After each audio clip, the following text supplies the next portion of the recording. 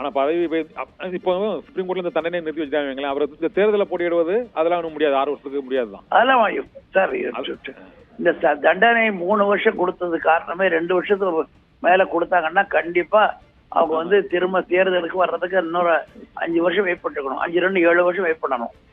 ஆமா ஆமா சரி சரி, அது ஒண்ணும் பண்ண முடியாது. இவங்க இப்போ உள்ள சிறைக்கு போறது சுப்ரீம் கோர்ட் தான் பண்ணலாம். அது சார் இல்ல, இனிமேல வந்து சுப்ரீம் கோர்ட் தான் என்ன முடிவு எடுக்க முடியும். இந்த ஃபேக்ட் சுப்ரீம் கோர்ட் என்ன சொல்றாங்களோ அதான் ஃபைனல் சட்டம். ஓகே. ஆனா இந்த வழக்கு எவ்வளவு நாள் சார் இருப்பாங்க? உடனே எடுப்பாங்களா? 30 நாள் கூட லேட் ஆகுமா? அது அவங்க சுப்ரீம் கோர்ட் கேக்குறது வந்து நாளைக்கு மழை வருமா, எப்ப குழந்தை பிறக்கணும் கேட்குமா கேக்குறீங்க.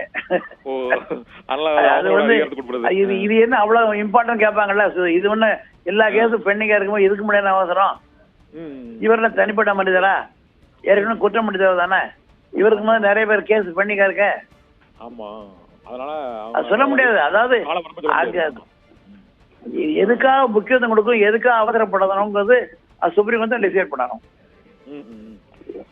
ஆனாலும் உச்ச நீதிமன்றத்தில் அவங்க சிறைக்கு செல்வதை மட்டும் தான் தவிர்க்க முடியுமே தவிர அந்த பதவி இழப்பு, தேர்தலில் போட்டிவிடுவதா மேல் ஒன்றும் செய்ய முடியாது. அதுதான் இது.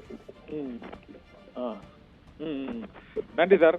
இந்த தீர்ப்பு தொடர்பாகவும் இந்த தீர்ப்புக்கு பின்னர் மேல்முறையீடு பண்ணினால் என்ன விளைவுகள் ஏற்படும், இந்த தண்டனையை நிறுத்தி வைக்க முடியுமா என்பது உள்ளிட்ட பல்வேறு அம்சங்கள் தொடர்பாக நாங்கள் கருத்து தெரிவித்தமைக்கு மிக்க நன்றி சார்.